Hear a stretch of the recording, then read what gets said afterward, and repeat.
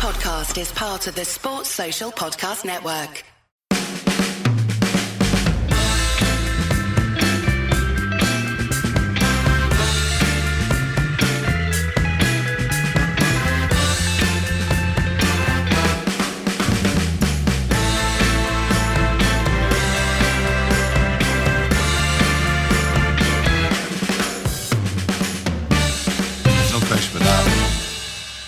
So, Ed, first of all, I apologise to all the listeners who are expecting this show on Monday.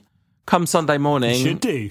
It's outrageous. Come Sunday morning, I was just like, do you know what? Just don't want to do it today. Just really did not fit. Hadn't watched the game yet. I was just like, just need a day off. So, sorry, everybody. There's the Prime Minister of our country fighting for his life. And I feel like a bit of a lion. Disgraceful. So I don't have to end up fighting for my life. Didn't win 2 world wars for this, Ansorge. Didn't we? Anyway. Isn't that exactly what we won world? What's the point of winning world wars if you can't have a lion afterwards? Well, I mean, fair enough. Yeah.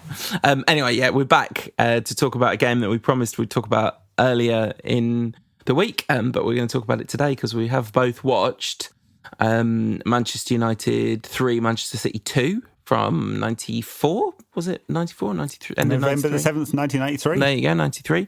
But before that, because we've left it so long, it actually turned out quite good that we left it because I think we probably would have said a bunch of stuff that would have turned out quite out of date fairly quickly after we'd said it. As last week, I think we said that, there wasn't any kind of official word on what United players were doing with the money and all that kind of stuff. And then it sort of started to trickle out pretty much immediately after that, didn't it? Well, yes, sort of. Yes. So there's been a bunch of developments in the last week and a bit. There's a big UEFA meeting, which is, again, looking at trying to align all the leagues. So sort of take it in chronological order. UEFA put its foot down and said, you will do what we want, otherwise your teams will be banned from European competitions. And what they want is all the European leagues to be completed so they can start this next season in sync, right? Basically, to make sure that all the UEFA competitions can be completed and start again next season.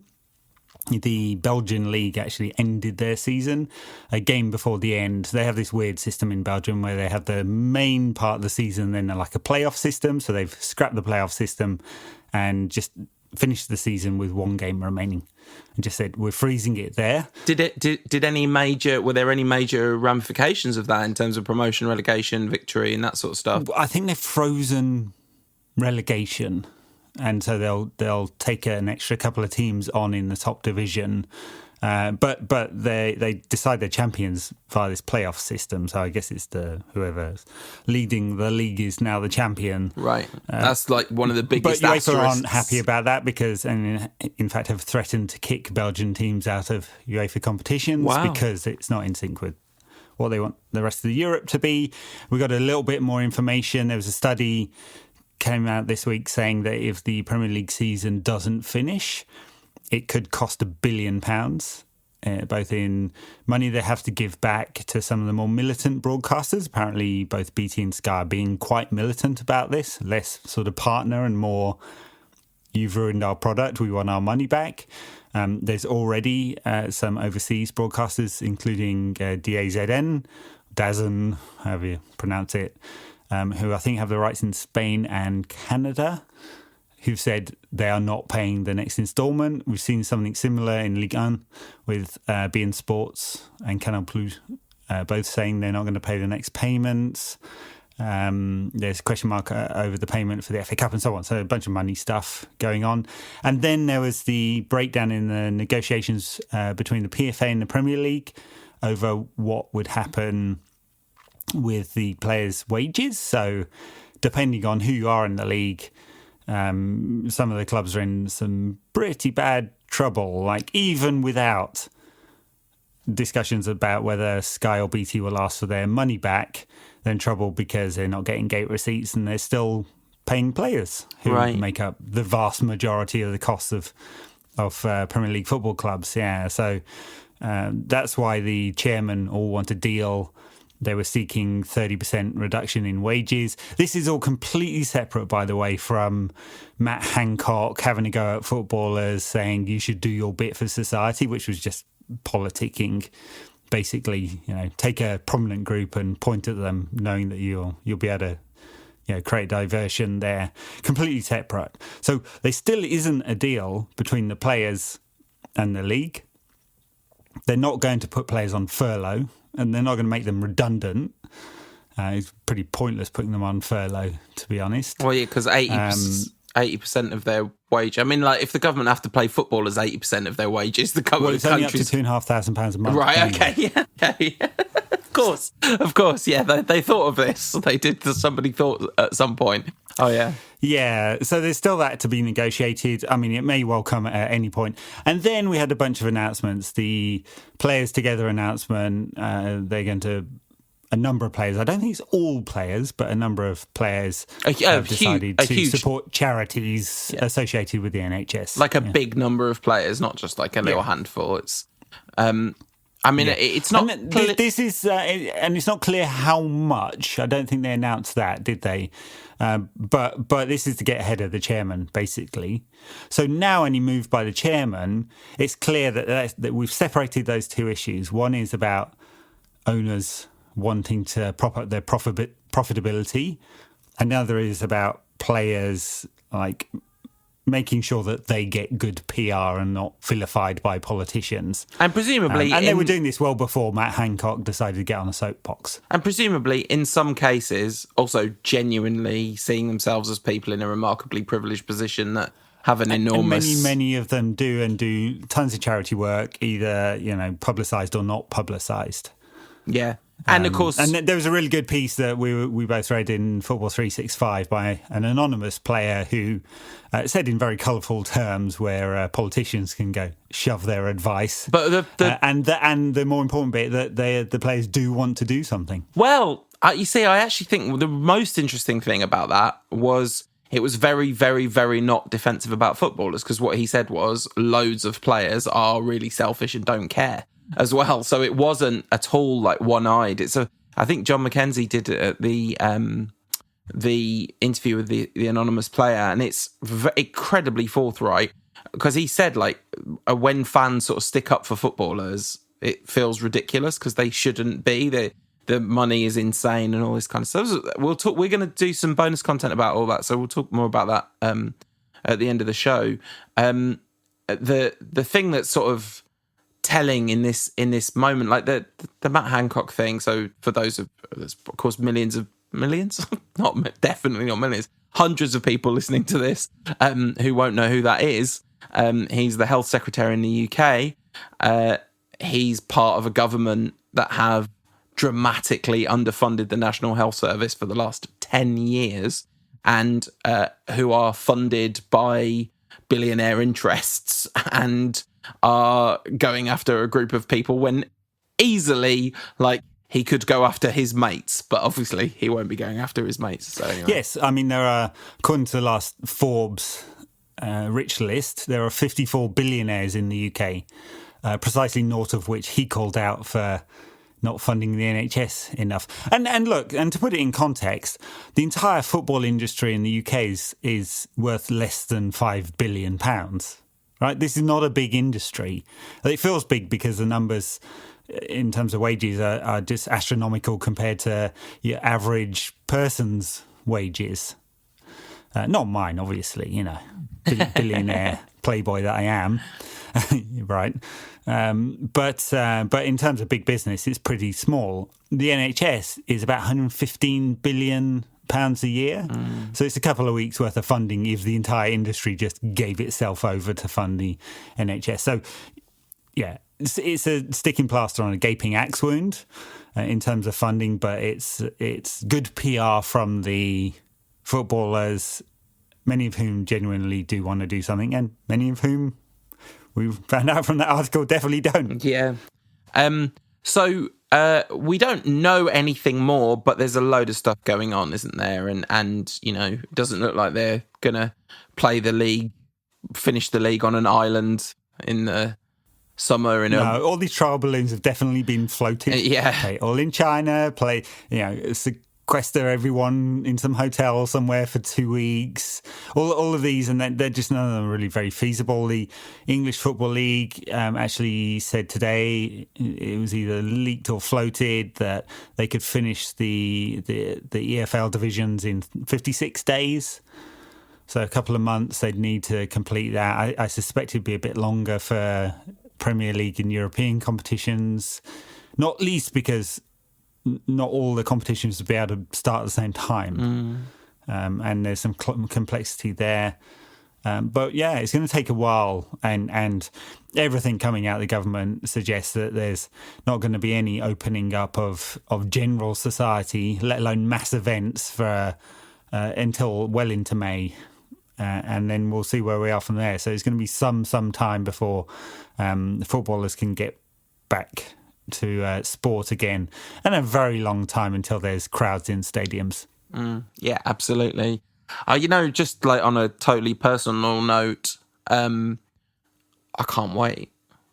Just can't wait to be at Old Trafford. Like, it's going to be so nice to be there. I was thinking about cricket season, and maybe there won't be any crowds at any cricket games this summer, but unless something goes really wrong, there will be next summer, and it's going to be absolutely amazing. And just being at Old Trafford and the noise in those kind of first games back at Old Trafford, the first away ends, all that kind of stuff, it's a lot to look forward to. It's going to be good. Yeah. Just a long way. Ollie gave a interview over Skype or Zoom this week, in which he's been kind of candid, and it was a fair point, but he was rather clumsy with his words. He said that United could exploit the situation, which is not really what he meant. I don't think he's saying, hey, we're going to take advantage of the fact that thousands of people are dying. Whoa, great for us.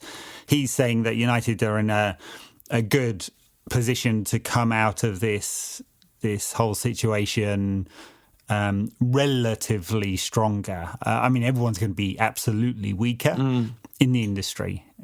And, caveat, it seems ridiculous talking about football when there's people dying in hospitals, but we are a football podcast. Well, we talk about football all the time, and there's always people dying in hospitals on vast numbers. So, No, true. And anyway, so United, in theory, could come out of this fairly strong because they have a good cash position, which is supported by a lot of commercial partners all around the world, and so they're sort of hedged in a sense against global recession, and against one source of income drying up, i.e. gate receipts.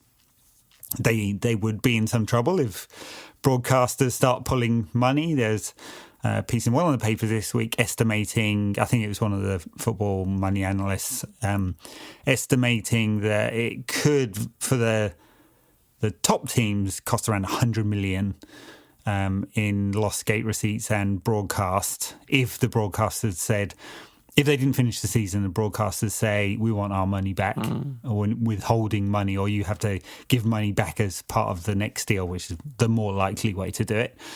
And so that would sting, along with, if you voided a season, United would be back in the Europa. That's a £50 million cost there. So what of the human United cost? It would hurt if they had £150 million less. Yeah. So worth saying as well, the United themselves doing a bunch of community outreach stuff with local NHS charities, and the NHS themselves. So there's a bunch of United gifts are being given to NHS staff, which is nice, but not a massive deal, but a nice thing. Why not? And then a fleet of 16 vehicles, which are the Manchester United Foundation Trust vehicles, are being put on standby with volunteer drivers to help support NHS courier operations. And then they've donated a bunch of medical equipment and consumables to the Salford Royal Hospital, protective equipment, dressings, and other club medical supplies. And given that there's a nationwide shortage of long sleeve gowns in the NHS right now, things like this make a massive difference, So. Yeah, and it's it's small compared to the scale of what's needed, but it's material. It is going to help people, and they donated all the food that they had and stuff like that. So this will definitely help people. I can't help feel a modicum of cynicism. There was a few pieces that said the Glazers insisted on this. I was like, okay, here we go. Here's the PR spin. Can just look. Any history of the Glazers' business practices will tell you, including what they did during the big financial crash, it will tell you that these guys couldn't give a toss. But this is very cheap for good PR compared to the costs that they're likely to see in terms of market devaluation. They've already seen that. Asset devaluation in terms of players, broadcast and commercial losses, which they will see, right? So this is very cheap for good publicity for what might come later. Yeah. Anyway, that's the cynical part of me. Of course, it makes a material difference as well, and that's good. And they're talking about using Old Trafford if it's needed for blood drives and things like that. So, great. Better that they do it than not in this case. And we'll always be aware of the cynicism of the PR, but it's one of those things where a relatively small amount of help is a big deal to a fairly sizable number of people, kind of thing. And even if it's only a couple, it makes a huge difference. So anyway, just before we take a little break and then come back and talk about football, just on we love you guys, and to those people that are out there on the front lines, you've just got, I can only speak for myself, but you've got my heart completely. The personal sacrifices, we talk a lot about inherently. So in the UK, we have to stay in our houses almost all the time, except under specific circumstances. A lot of people are, frustrated and tired and impatient with being at home. But I tell you what, I would take being frustrated and tired and impatient with being at home versus being a bus driver or, delivery staff or NHS frontline workers. This is a much cushier sacrifice to make than the people actually out there doing it. Oh, for sure. Yes. My frustrations at trying to work from home with 2 kids pale in comparison to getting the mother load of the coronavirus every day. Yeah, absolutely. Working in a hospital. And by the way, obviously a lot of our listeners from Manchester, interesting piece in the paper today about GMP breaking up more than 500 parties last weekend. Come on, people. It's crazy. It's absolutely crazy. I know they love a party in Manchester. I've been to several. But not for a while, mind you. I'm old now. Yeah. But you're going to have plenty of time to party. Yeah. Plenty of time. Absolutely. Anyway, let's take a break. Yeah, and come back with... rewind the clock. 30 years? Oh, God. Near enough. All right, here's a break. We hope you're enjoying the No Question About That podcast. We are open for sponsorship, so if you run the kind of business that would be interested in sponsoring our show, just drop us an email at nqatpod@gmail.com. All right, I'm buzzing to talk about this game.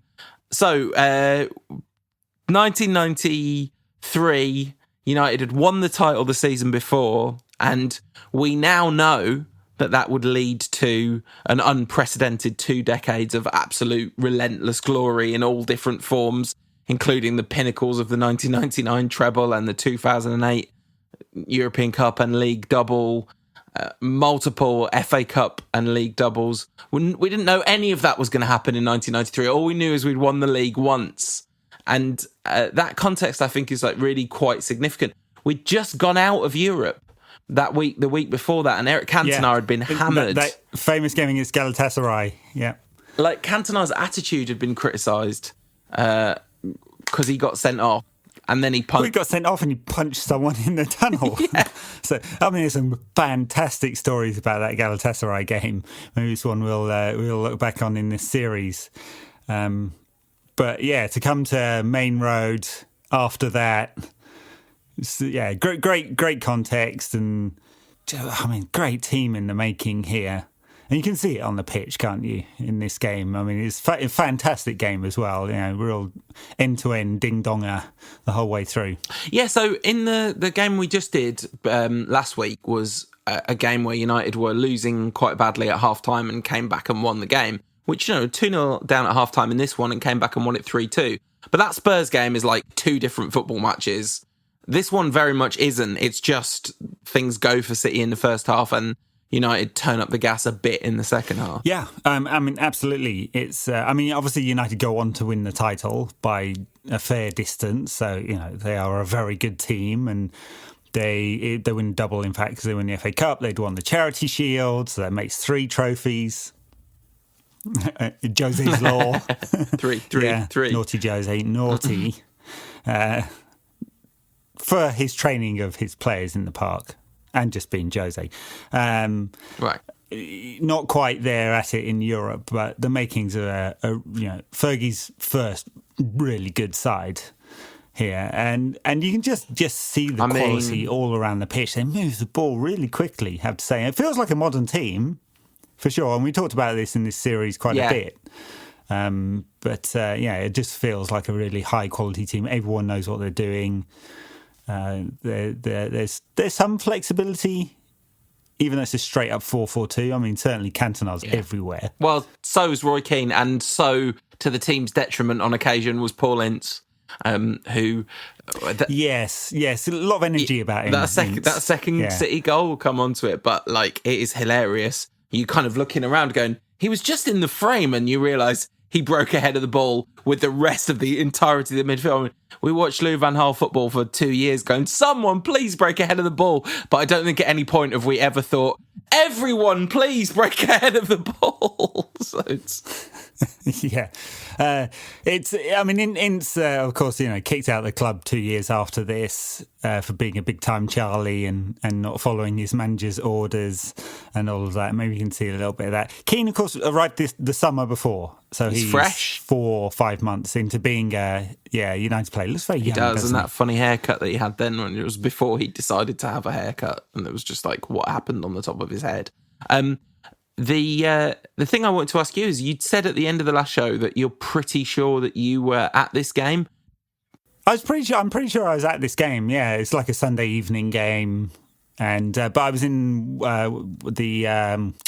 Forgotten what was the stand called with the sort of curly roof? Forgotten its name anyway. I was in there with a bunch of people who'd got some illicit tickets and made our way amongst the City supporters. Was it one where you had to sit on your hands, or was it one where there was enough? Yeah, sit on your hands until Roy Keane scores with 3 minutes to go. Yeah. I've done that. It sounded like there was a very, very, very large number of United fans in there from the sound of the singing. It felt very... he says at one point in the commentary, he's 5,500 United fans here in 30-something. So that's why it sounded like such a big number. I missed that. What was it? Because you were really young when you were doing this. You were still at school, right? Maybe doing A-level. Yeah, but I was going with supporters coach to a lot of games from 16 or something like that. 15, 16? Yeah, around the country. So, not as young as many who do it. So perhaps not on their own. Yeah, exactly. I think that's the... somehow convinced my mum that I was allowed to do that. But it's just group. And for away games, we quite often managed to get tickets via someone who knew someone who knew someone. So, yeah. The thing about going to football at that time is you're guaranteed electricity in the atmosphere in a way that you're kind of not now. Now you might get it. I mean, you'd probably get it at every United City game, more or less. But it is unrecognisable, isn't it? The atmosphere in the air. Yeah, I mean, away. I obviously went to a lot more away games in the 90s than I'm able to now. Ball and chain and kids. Yeah. The 3 ball and chains now. Joking. Are you saying United kids wife in that order? Is that what you're saying, Ed? Yeah, that's it. Yeah. And there was always a great atmosphere on the road, but there is now. Yeah. So I think the United's away support has always been awesome. I mean, there's a fair bit of, I'd say, troublemaking at United aways in the 90s as well. At least I saw. Not that I took part, of course. Did you ever have to fight anyone at football? Came fairly close, right. Actually, but no. So what was the closest you ever got to having to fight someone at a football match? Well, it really kicked off at Bramall Lane, a cup game once, and there were a lot of people fighting. Because there really wasn't any barrier between, Bramall Lane's got these kind of, I think it still does, has the kind of open corners, and you could easily get across. And people did. So, that all, yeah. Yeah. I'm glad you made it out in one piece, Ed. So, all right, back to the game. Starts at NQAT, the hooligan years. the avoiding being a hooligan years. What is it? Accomplice to petty larceny years, as you stood and ate stolen cream eggs. I would say some of it wasn't that petty, but it's Easter, so it feels appropriate to tell the cream egg story at this point, where you're on the supporters coach on the way back, and a man stole a box of cream eggs and shared them around, shared the spoils. There was that I really it was so naughty turning up at like a service station on whatever and just emptying the local store. Can't think why football fans have a terrible reputation in this country. All right, so the game starts. Anyway, there was a game. United line up in a 4-4-2, and. What formation would you call City's formation? I don't really know. It's weird. I mean, sort of five at the back, kind of. Wasn't it? 5-2-3. So front three. Yeah, and kind of like Terry Phelan, was he nominally playing at wing back? But he's in United's half the entire time. There's a lovely bit where they talk about how he grew up a Red, all his friends are Reds, all his family are Red.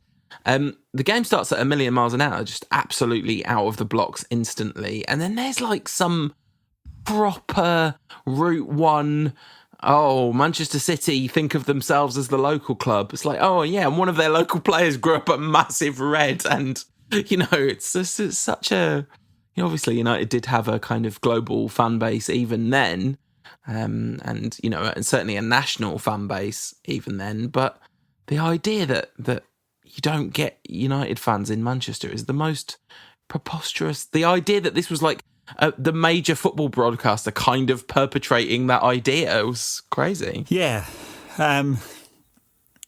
Anyway, it was kind of interesting first sort of 15 minutes, wasn't it? Yeah, so fast. I mean, you could call it scrappy because it was just,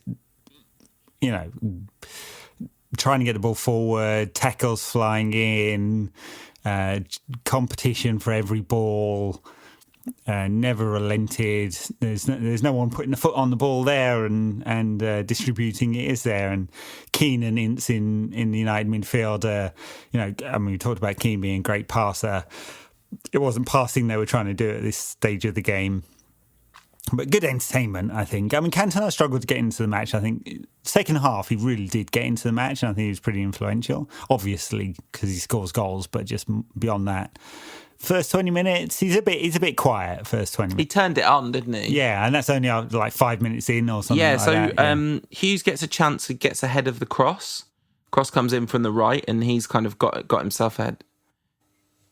Yeah, very early. Schmeichel and Keane nearly kill each other with a collision in the box. Not for the last time, I'd say. On that one.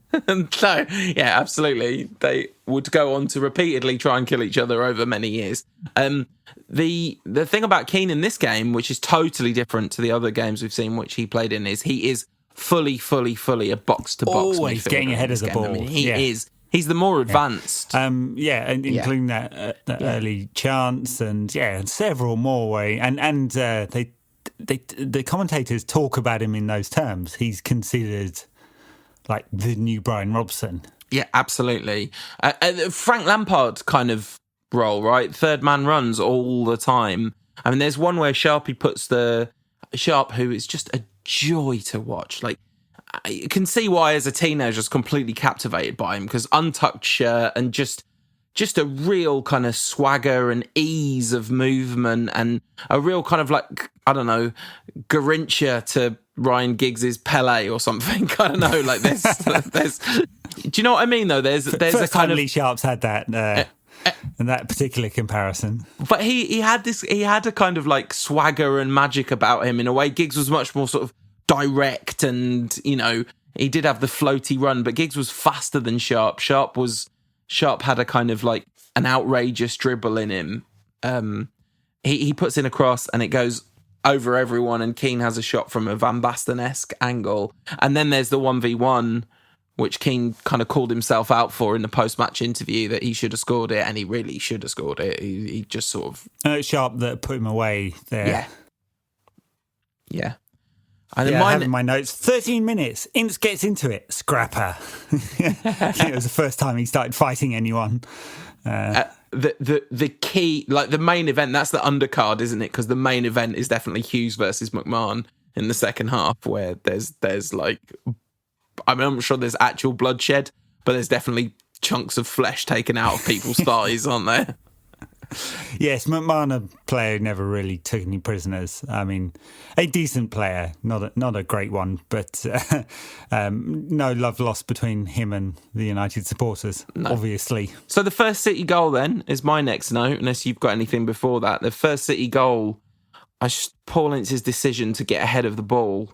So United have the ball. They lose it in midfield, and you're looking around for someone to sweep up, but both wingers and both central midfielders are not just ahead of the ball, they are like far on the other side of it, and it's basically the entire City front five congregate on United's back four, and it's kind of too easy for them, isn't it? Yeah, and a great header by Quinn, who, that's, I guess, what he did now, Quinn, before he became a football administrator. He scored headers. It's interesting because the sort of commentary on it was sort of seemed to be like David White, a player who I genuinely don't remember existing. One Cap White was City's kind of star player. So yeah, right. he played like nearly 400 games for City, and right, was this kind of direct winger, but never really achieved much, except for one period. I think it might have been in this season or maybe the one before, where he scored in like 10 games in a row or something like that. Got his one England cap and never played for England again. Right.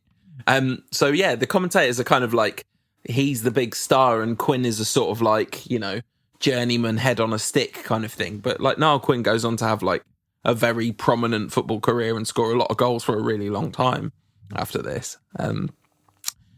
One not very long after this. The Keane has a shot. There's a Cantona air shot that happens, and then it's just too easy for Niall Quinn, who the cross comes in from Phelan, doesn't it? And he just heads home trivially easy, gets over Gary Pallister. Or maybe the first one, the cross comes in from Phelan, and this one's from the other side. No, I think Phelan anyway, puts in the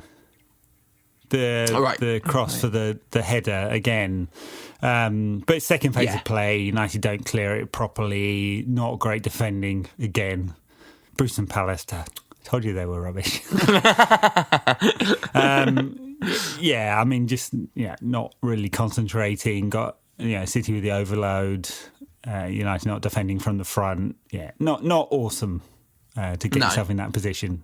And Quinn scores goals. And they're 2-0 up, and they're kind of like against the run of play, really. United have had a lot more chances. It's not like totally ridiculously against the run of play, but, I'd say that United had the better of the exchanges, didn't they? Apart from City were kind of clinical on two counter-attacks, really.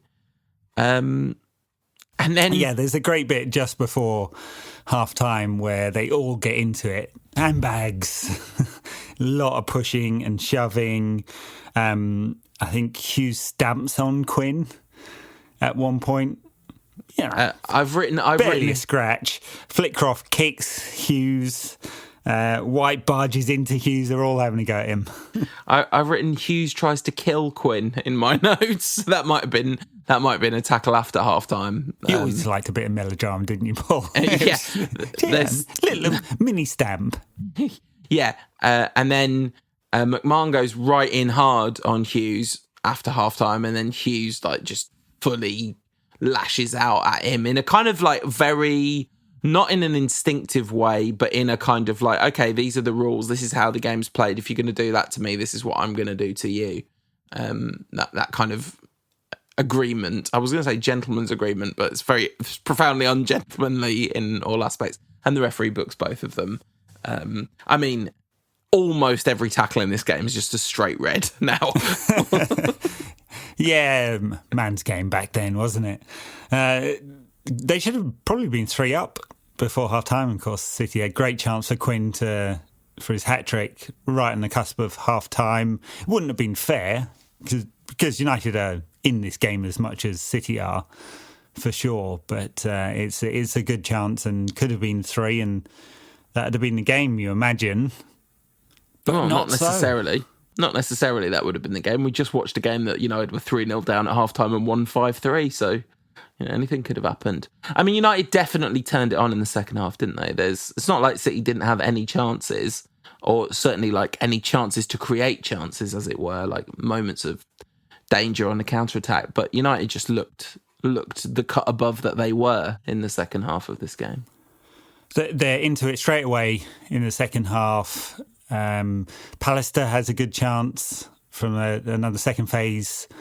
Kanchelskis is running at players. This is all before Cantona gets one back in the 53rd minute. It's not against the run of play. United are completely on top by this point.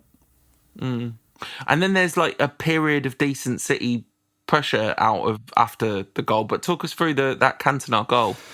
Well, it's a piece of awful defending to start with. It's Michel Vonk. Remember him? Literally, no. No. No, apart from Terry Phelan and Niall Quinn and Steve McMahon, obviously, I don't really remember any of the City team. Anyway, so sort of back header from Michel Vonk, and it helps Cantona break away, and he's just completely clinical. There's no concern at any moment that he's not going to score, and he does. It's really nice watching Eric Cantona. He's just like when he takes over the game in the second half, which he really does. He scores 2, but he's also what is it that the Tyler says, the conductor conducting the orchestra with his magic wand or something like that. He's just brilliant. We know Cantona has this reputation for performances in derbies in particular with City. That was like a big aspect of his folklore, and he did it here. And just like, you can almost see him go, oh, I'm needed. Okay, great. I will be the king then and bestride my kingdom. And just, it's fascinating watching him and Hughes, because in theory they're sort of similar players. I mean, they're definitely built similar, and that it's neither of them you would say is a natural number 9, but Hughes definitely defaults to being the number 9 when Cantona's around, doesn't he? Even though, for sure, yeah. I mean, Cantona just has much more freedom to go find his own space, and he doesn't really seem to have any rules imposed on him at all. He just go do what he wants, and he does. And not even Keane is going to tell him what to go do. So it's fascinating. The leader. It's fascinating. So Michael Coxon is really in a really good book, which is I can't remember what it's called. It might be called zonal marking, but it's the history of tactics in the Premier League era. And he kind of we interviewed him on this show actually, and he said this to me on that interview, that it turned out, perhaps unsurprisingly in retrospect, that the hero of this book is really Alex Ferguson, because over the Premier League era, he's the one who is putting these tactical innovations in place at the highest level of anyone in the division. He'll take things that happen around him and inculcate it and then replicate it where it's of value to him. But he talked about the arrival of Cantona as being this massive tactical shift in British football in general. And within 2 seasons, basically all the top clubs were trying to buy their equivalent of Eric Cantona, a sort of foreigner number 10 who would play in a free role behind the attacker. And how many times have we talked about Fergie's like man management being his most incredible quality, and here we have like the ultimate example of his man management, which is just to not manage Eric Cantona and to manage him by having a cup of tea with him at training every single day. There's no other players whose United career they had tea with Alex Ferguson every single day, but Eric Cantona did.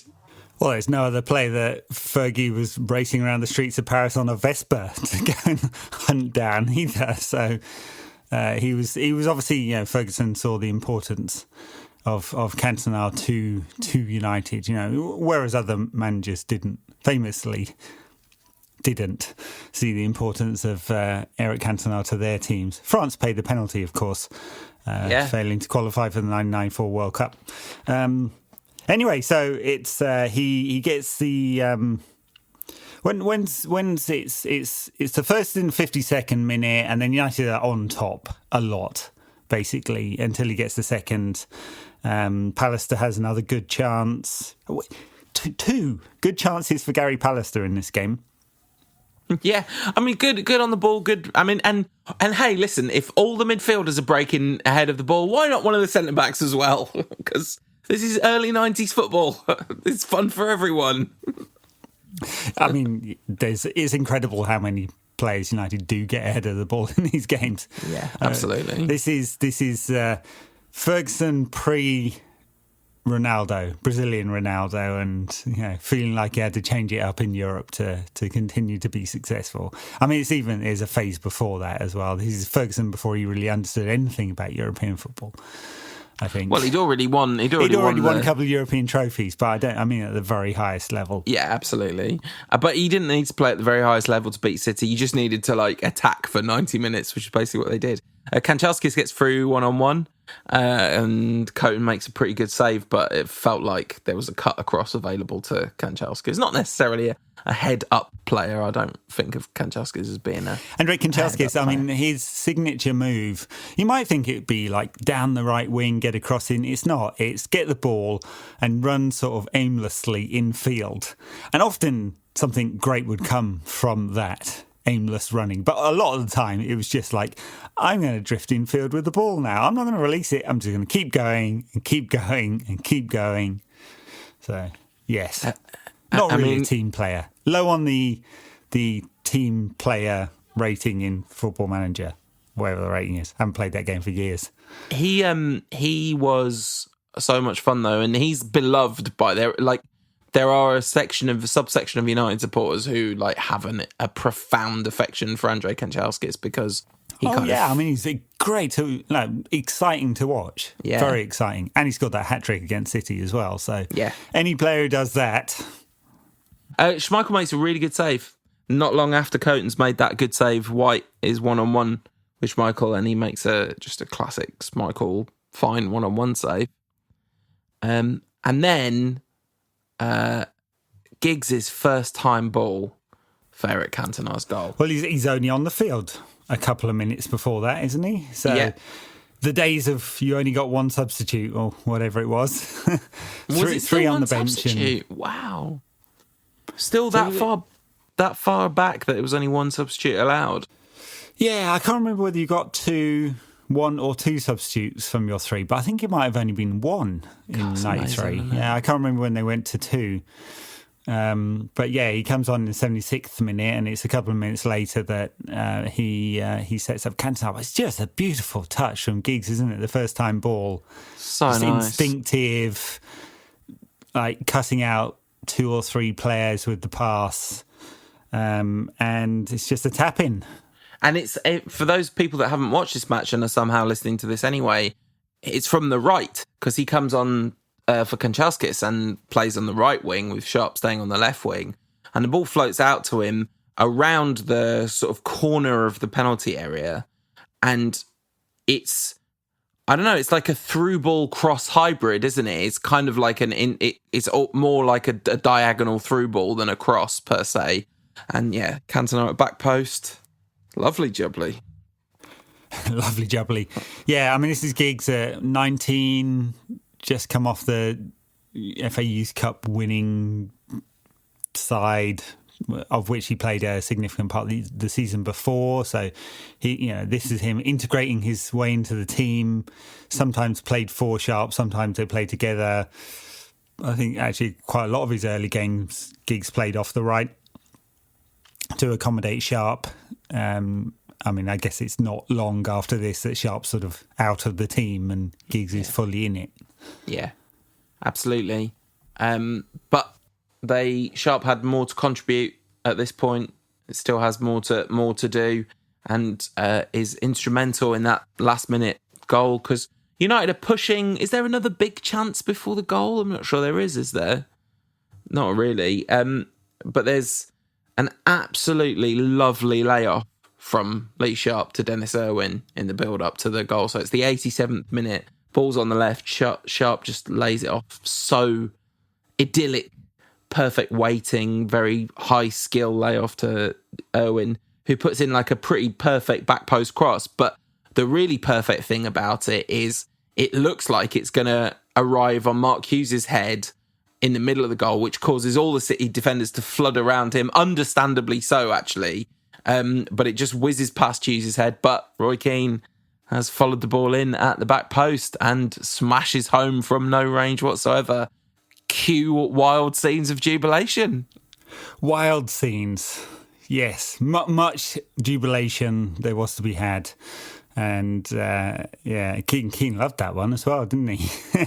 He really did. It's funny to see him as such a young man, and he's got a lot of what was to come is there in kind of nascent, latent form, but he's such a different player and a different man because he's a kid in this team, and he talks in his first autobiography about how this was the team that had his mates in it, and the teams that he played with later, he always felt like a little bit removed from the class of 92, or, in fact, he said it's their team that, that was my team and this is their team, even though he was still an important part of it.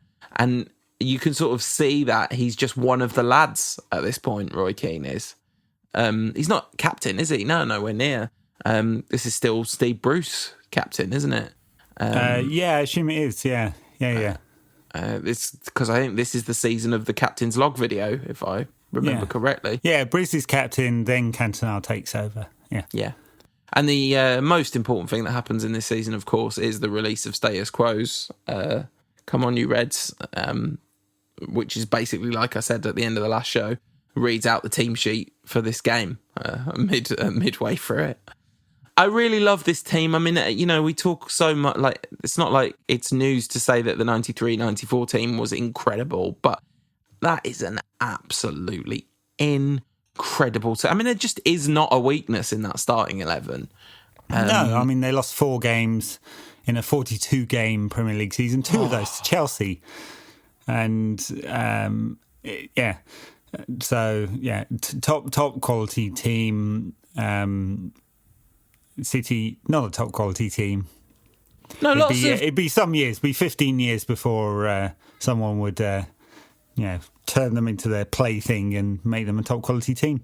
Yeah, I mean they played a lot of heart in this game. They weren't bad, but they were considerably plucky. You might say plucky. Yeah, I think that's pretty accurate actually, and fighty, obviously. But United were very fighty. I mean, listen. How are you, you've got to be fighty to play against this United team. But yeah, so Schmeichel, one of the best goalkeepers ever. Parker, international quality right back. Irwin, one of the best left backs ever to play the game. Whatever you say, Bruce and Pallister, an excellent central defensive partnership. Excellent. And Keane and Ince, I mean, just both fierce and gifted. And Giggs or Sharp, and Kanchelskis or Giggs, and then up front Hughes and Cantona. I mean, it's terrifying and electrifying. It's no wonder this is a lot of people's favourite ever United team. Basically, a lot of people who are almost exactly the age that you and I are. Yeah. Maybe not. They could pass you off the pitch. They could fight you off the pitch. Yeah. Didn't matter. And they sort of did both to City. This was a really fun game. And next up, we're going back to the well. United... Deep into the well. Yes. So we are going back to the olden days. This game is available on Footballia, as many of the games that we are watching are. And it is from 1988, well, the 87-88 season anyway. Manchester United 3, Tottenham Hotspur 3, a game that long-time artist formerly known as Rantcast listeners will remember me talking about over and over again whenever the opportunity arises. And we're doing two United Tottenham games in quick succession, but there's not a single one of the same players on either one of the teams because the games are like 15 years apart and it's basically a different sport. So the fact that the two teams are the same is fine, I think. I'm really excited to go back and revisit this one and see if it's as good as I remember from having it on VHS back in the day. I'm sure it will be. Yeah. Looking forward to it. Brill. So in the meantime, as always, please do take really good care of yourselves and do all the good, smart things to help take care of everyone else. And Patreon backers, even though it's a Thursday, stay tuned because we're going to do the bonus content we didn't do when I took Sunday off. We're taking this weekend off because it's Easter and my birthday. And Ed's shaking his head because he's disgraced. He's disgusted by my reluctance to... I've disgraced myself as well. But it's been a long time recording this pod. I just couldn't wait. Yeah. So we'll be back with another show next Thursday. In the meantime, Patreon backers, stay tuned and we'll speak to everyone else then. See you then.